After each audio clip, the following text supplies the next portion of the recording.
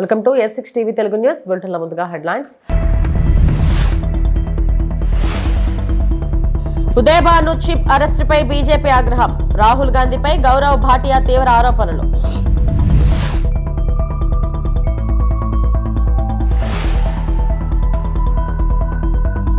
కల్తీ నెయ్యి వ్యవహారం దోషులు ఎవరైనా శిక్ష పడాల్సిందే. Deputy CM Pawan Kalyan.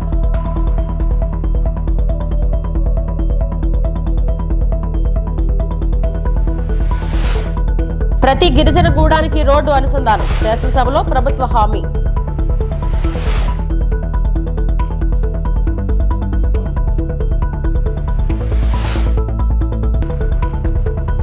తిరుమల వెంకటేశ్వర స్వామి దేవస్థానంలో సినీ నటి రవీనా టాండన్ దర్శనం.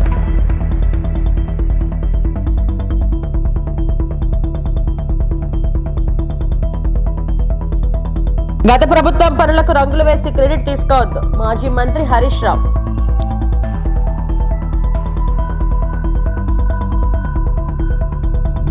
Indian youth congress chief Udaybhanu Chib అరెస్టుపై బీజేపీ నాయకుడు గౌరవ్ భాటియా తీవ్ర వ్యాఖ్యలు చేశారు. ఏఏ సమ్మిట్ సందర్భంగా యూత్ కాంగ్రెస్ కార్యకర్తలతో షర్ట్లెస్ నిరసన నిర్వహించినందుకు ఉదయభాను చిప్ ను అరెస్టు చేసినట్లు తెలిపారు. ఢిల్లీ పోలీసులు ఆయనను 7 రోజుల రిమాండ్కు కోరగా కోర్టు 4 రోజుల పోలీస్ కస్టడీకి పంపినట్టు చెప్పారు. ఈ వ్యవహారం వెనుక రాహుల్ గాంధీ కుట్ర ఉందని గౌరవ్ భాటియా ఆరోపించారు. దేశాన్ని అవమానపరిచే ప్రయత్నం జరిగిందని విమర్శించారు. రాహుల్ గాంధీ రాజ్యాంగాన్ని సరిగ్గా చదవలేదని, భారత ప్రతిపక్ష నేత దేశానికి బలహీనమైన కడియం అయ్యారని వ్యాఖ్యానించారు. ప్రతి భారత పౌరుడు రాజ్యాంగాన్ని గౌరవిస్తారని, అదే దేశాన్ని ఏకం చేసే దారవని గౌరవ్ భాటియా పేర్కొన్నారు. ये जो नकली राहुल गांधी की दुकान है, मोहब्बत की दुकान, इसमें केवल नंगई और बेशर्मी का सामान। आज की बड़ी खबर, अभी जब प्रेस वार्ता के लिए आ रहा था उससे कुछ क्षण पहले आई। उदय भान कांग्रेस पार्टी का जो यूथ विंग है उसका अध्यक्ष, राहुल गांधी के इशारे पे एआई समिट के दौरान जब पूरे विश्व की नजर भारत पे है, भारत का डंका पूरे विश्व पटल पर है, तब अपनी टी शर्ट उतरवाना, नंगे हो जाना, जिससे कि भारत की छवि धूमिल हो, ये कर रहे थे। बताया जाता है इनकी गिरफ्तारी हुई और दिल्ली पुलिस ने 7 दिन की पुलिस रिमांड मांगी थी न्यायालय से। अभी अभी न्यायालय का आदेश आया है। सारे तथ्यों को देखते हुए संविधान में अभिव्यक्ति की आजादी, विरोध प्रदर्शन करने का अधिकार, इसको ध्यान में रखते हुए 4 दिन की पुलिस कस्टडी स्वीकार कर ली है। आप भारत को नंगा करना चाहते थे राहुल गांधी जी, आज आप खुद राजनीतिक तौर पे पूरी तरह से नंगे हो चुके हैं। आप संविधान को दिखाते थे, कभी संविधान पढ़ते, कभी जानते उसकी मूल भावना क्या है, कभी समझते अभिव्यक्ति की आजादी और विरोध, इसकी भी एक मर्यादा और सीमा होती है। వైకాపా హయాంలో 20 కోట్ల లడ్డూలను కల్తీ నెయ్యితో తయారు చేశారని ఏపీ సీఎం చంద్రబాబు అన్నారు. అధికారులు, నిపుణులు అందరూ కలిసి కుట్రలు చేశారని ఆక్షేపించారు. తిరుమల లడ్డు వ్యవహారంపై శాసనసభలో నిర్వహించిన లఘు చర్చలో ఆయన మాట్లాడారు. ఈ సందర్భంగా మహాపాపం పేరిట వైకాపా హయాంలో లడ్డూ కల్తీ జరిగిన తీరును పవర్ పాయింట్ ప్రెజెంటేషన్ ద్వారా ఆయన వివరించారు. రాజకీయ వివాదం ఉండకూడదని కేంద్ర, రాష్ట్ర ప్రభుత్వం అధికారులతో సిట్ ఏర్పాటు చేశారు. సిబిఐ ఆధ్వర్యంలో విచారణకు సిట్ ఏర్పాటు చేయాలని సుప్రీంకోర్టు సూచించింది. తప్పు చేసిన అధికారులపై చర్యలు తీసుకోవాలని సిబిఐ రిపోర్ట్ పంపించింది. అందుకే ఏకసభ్య కమిటీ వేయాలని నిర్ణయించాం. లడ్డు వ్యవహారంలో కాకుండా అనేక విషయాల్లో తప్పులు చేశారు. 2019-24 మధ్య 59.71 లక్షల లీటర్ల కల్తీ నెయ్యి వినియోగించారు. 231.51 కోట్ల అక్రమాలు జరిగాయి. ఫుడ్ సేఫ్టీ నిబంధనల్లో నీరు గార్చారు. ఒక పద్ధతి ప్రకారం లాలూచి పడిన లూటీ అని స్పష్టంగా తేలింది. కల్తీ నెయ్యి అని నిర్ధారణ అయినా రిపోర్టును తొక్కిపెట్టారు. లడ్డూలో జంతు కొవ్వు కలిసిందని నేను సొంతంగా ఏమీ చెప్పలేదు. ఎన్డీడీబీ ఇచ్చిన రిపోర్టునే చెప్పా. ఆ భగవంతుడే నాతో చెప్పించాడని చంద్రబాబు అన్నారు. వెంకటేశ్వర స్వామికి అన్యాయం జరుగుతూ ఉంది. దేవాలయాలపైన దాడులు జరుగుతున్నాయి. ఎవరన్నా ఎదిరించి మాట్లాడితే వాళ్ళందరి మీద విపరీతమైనటువంటి కేసులు పెట్టి హెరాస్ చేసే పరిస్థితి వచ్చింది. నేను కూడా ఒక బాధితుడిని. రాముడి తల తీసేస్తే అక్కడికి పోయి అక్కడ ఏం జరిగిందో వాస్తవాన్ని ప్రజలకు తెలియజేయాలనుకుంటే తిరిగి నా మీదనే కేసులు పెట్టే పరిస్థితికి వచ్చారు. అలాంటి పరిస్థితులన్నీ చూసాం.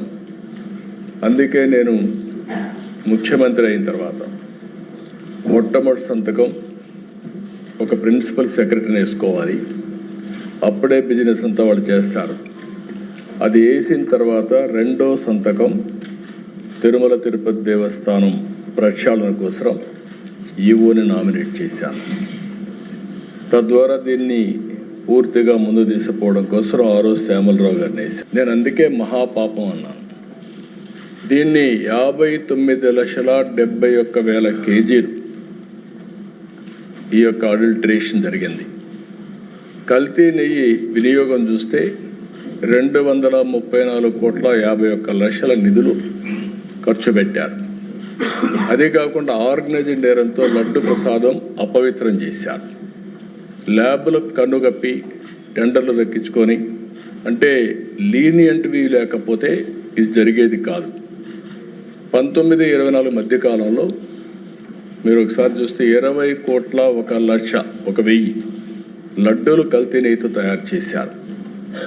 అధికారులు, నిపుణులు, సిండికేట్ అంతా కలిసే ఇది జరిగింది. ఒకరొకరు కలిసిపోయారు. దీనిపైన 23/1/2026 సిబిఐ ఛార్జ్షీట్ వేసే పరిస్థితికి వచ్చారు. ఆ ఛార్జ్షీట్ కూడా నేను సుప్రీంకోర్టుకు మళ్ళీ ఇక్కడ కూడా 2 విషయాలు మనం గుర్తుపెట్టుకోవాల్సిన అవసరం ఉంది. ఈ కేసు ఏదైతే నా నోటీస్కి వచ్చినప్పుడు నేను ఆ రిపోర్ట్ బేస్ చేసుకొని అనౌన్స్ చేశాం. ఉప ముఖ్యమంత్రి గారు చెప్పినట్టు ఆ రోజు మేము అందరం కూడా ఆలోచించుకొని అనౌన్స్ చేశాం. అనౌన్స్ అంటే నేను చెప్పాను, అడిగితే కూడా నేను వివరాలు చెప్పాను. అది అయిన తర్వాత దీని మీద ఒక సిట్ వేయాలని మేము ఆలోచించాం.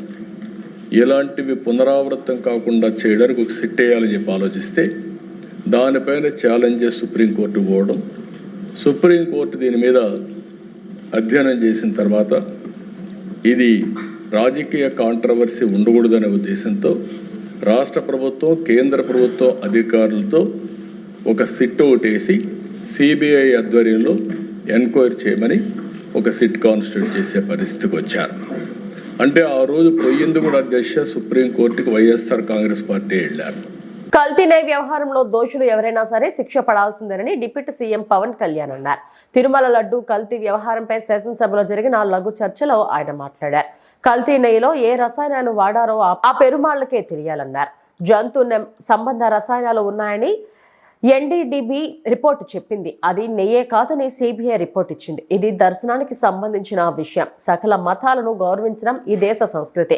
టీటీడీ పాత బోర్డును జగన్ ఎందుకు వెనకేసుకొస్తున్నారు ఆయనకు భాగం ఉన్నట్టే కదా అని పవన్ అన్నారు. ఈ రోజుకి వెనకేసుకు రావాల్సిన అవసరం లేదు. వెరీ క్లియర్ కట్ రిపోర్ట్ ఇచ్చింది. ఇందులో కంప్లీట్గా అసలు నెయ్యి లేకుండా వీళ్ళు నెయ్యి తయారు చేశారు. కనుక రసాయనాలతోటి, పామాయిల్ తోటి వీటన్నిటితో బేస్ చేసుకొని నెయ్యి లేకుండా నెయ్యి తయారు చేశారు. It's very clear cut, it's evident.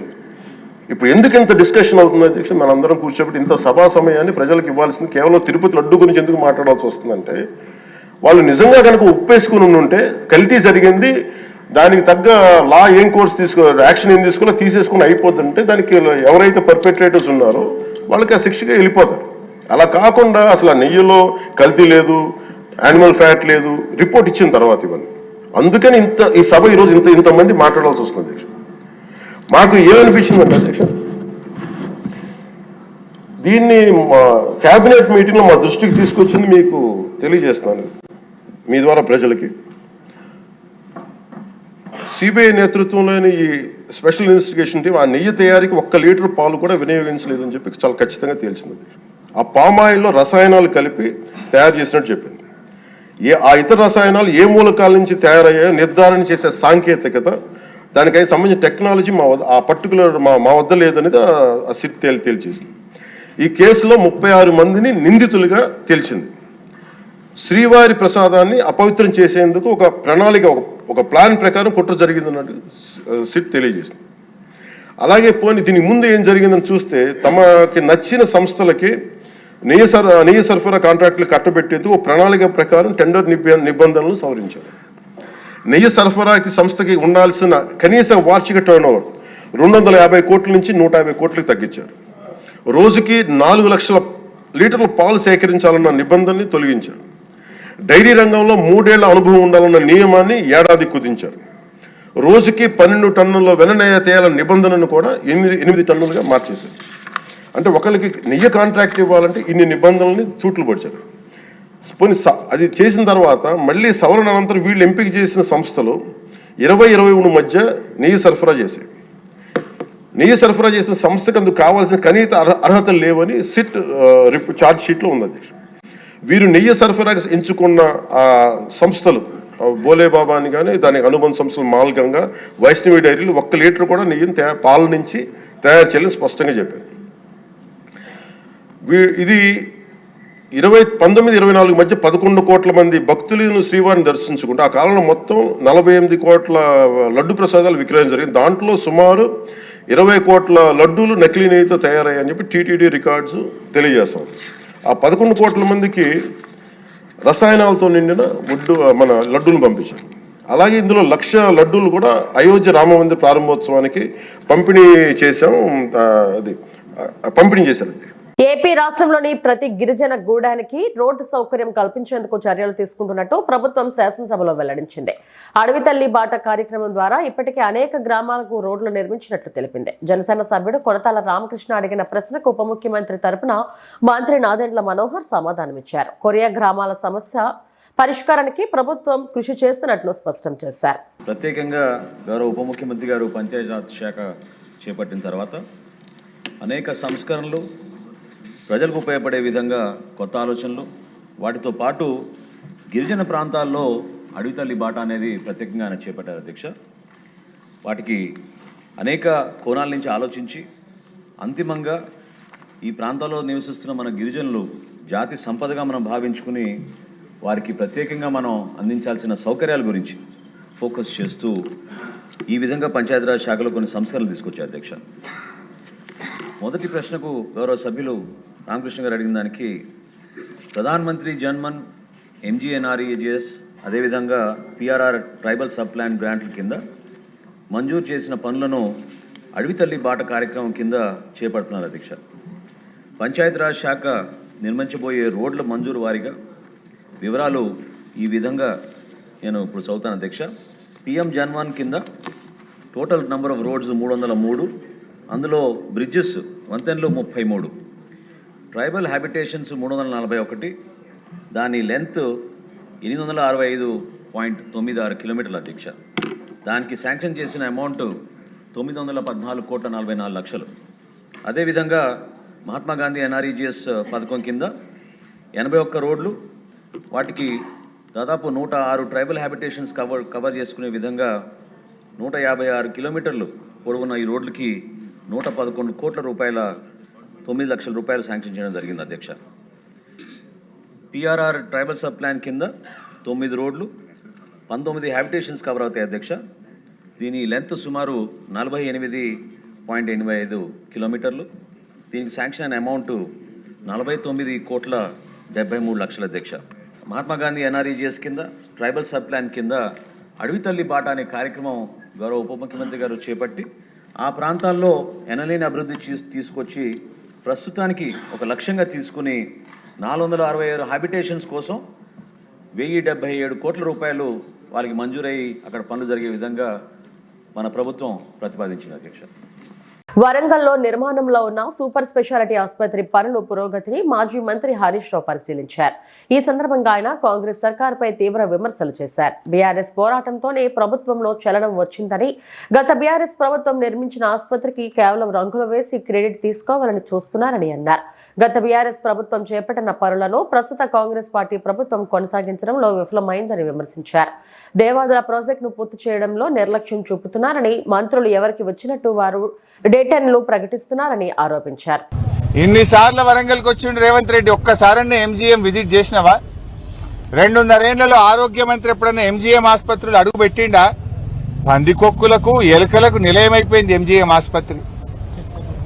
స్ట్రెచ్చర్లు లేవు, వీల్ చైర్లు లేవు, మంచాలు లేవు, మందులు లేవు, టెస్ట్లకు కావలసినటువంటి మెటీరియల్ లేదు.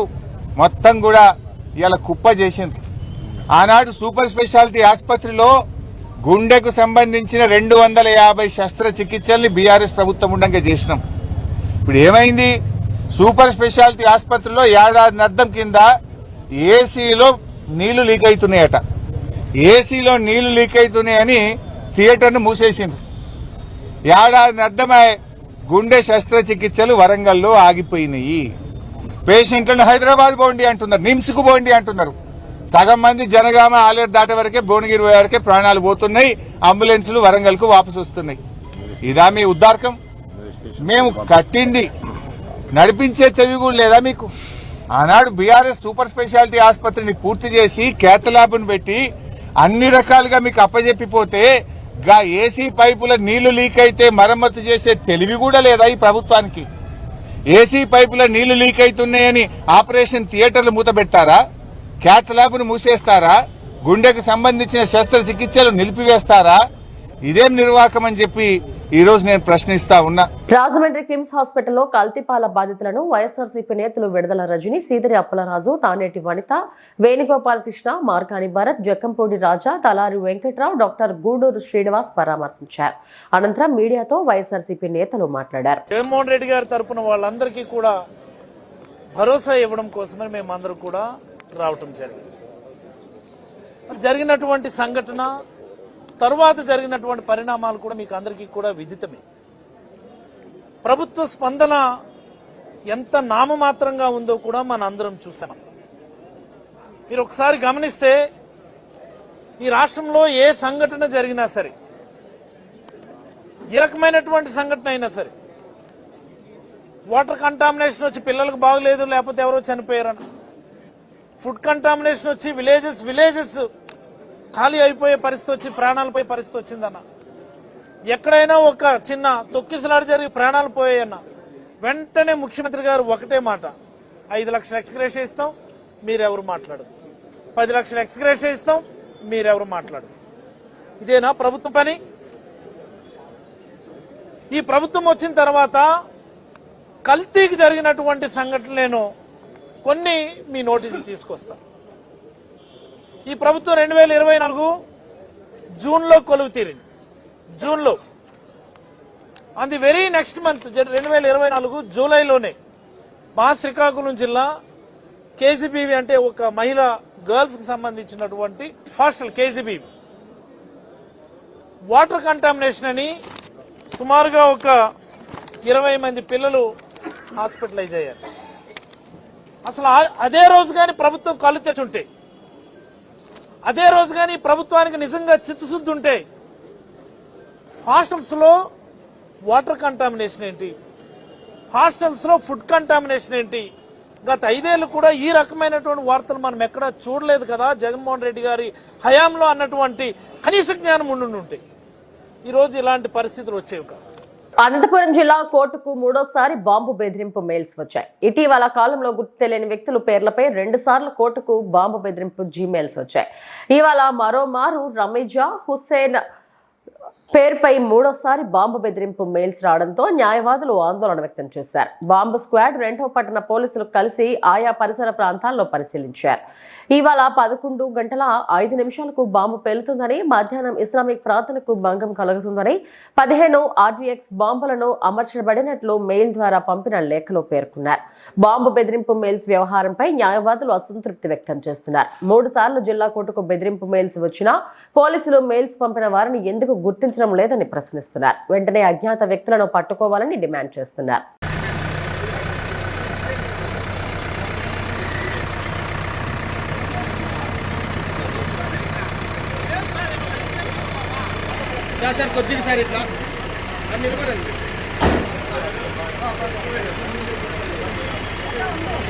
ఇంకోటి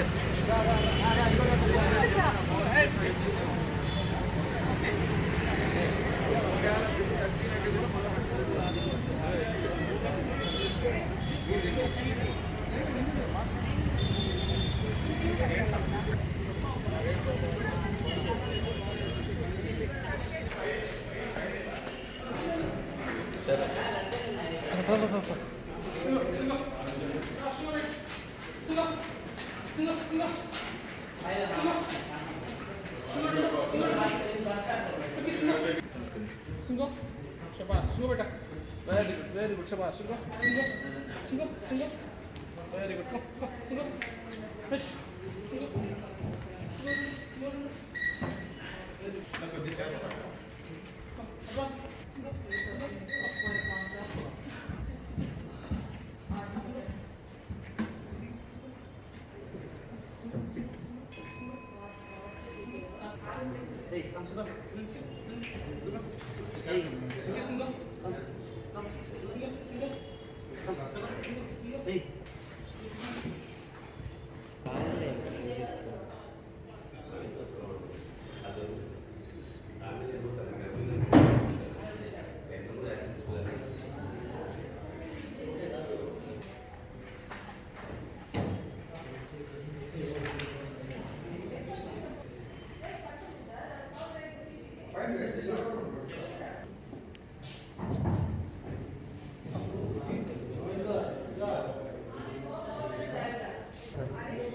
రజియాను హుసేన్ @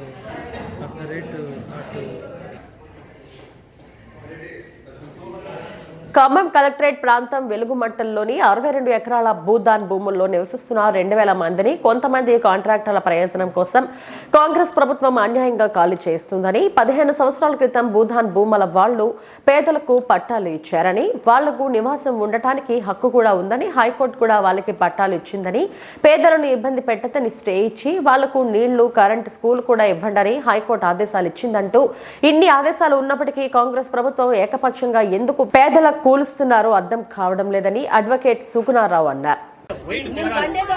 భద్రపడి రానిపోతే అక్కడ ఆఫ్ చేసిండు బండి వస్తుంది మాదే బండి ఇప్పుడు వీళ్ళు దేశపోతారు మీరు దేశపోతారు మీ బండి మీద ఆడ బారదింటారుగా అందుకోసం బండిలో ఎంత కదా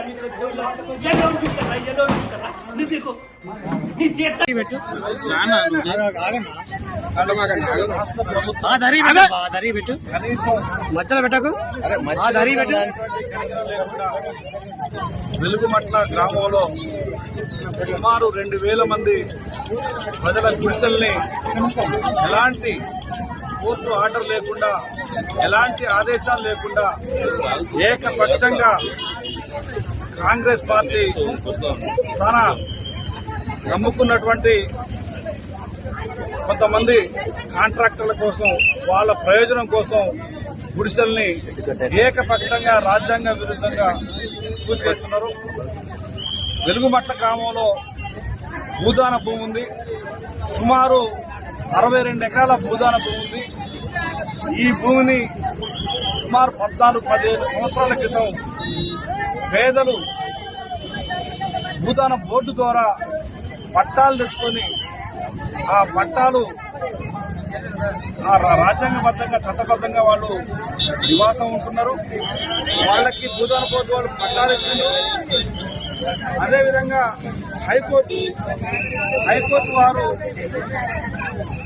పట్టాలు ఇచ్చారు. భూదాన బోర్డు వాళ్ళు వాళ్ళకి అనేక మంది వాళ్ళ నివాసం ఉండడానికి హక్కు ఉందని చెప్పి పట్టాలు కూడా ఇవ్వడం జరిగింది.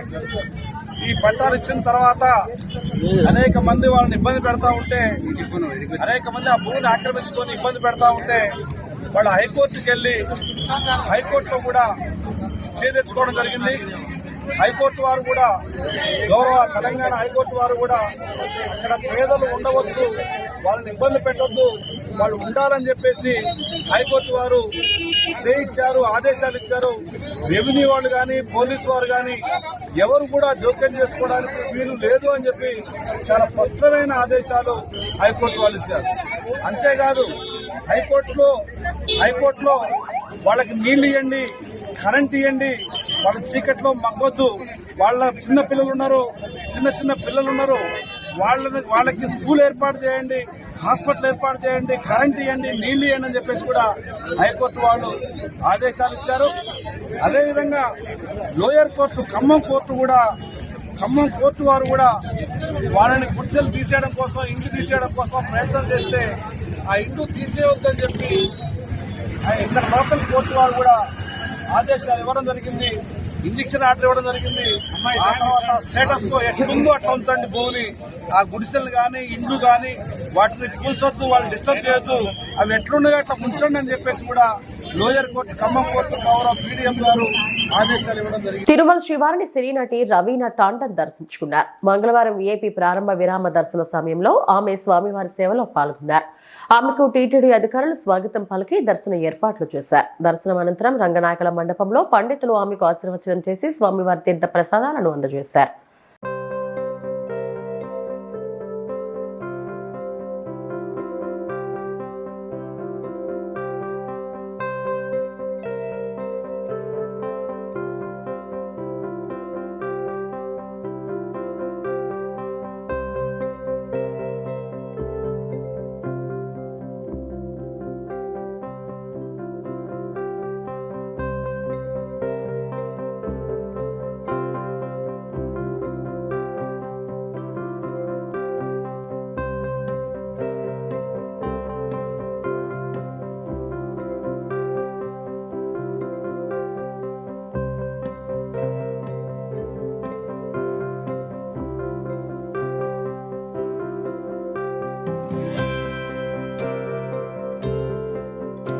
ఇవి ఇప్పటివరకు నా బులెటిన్ అప్డేట్స్. నమస్తే.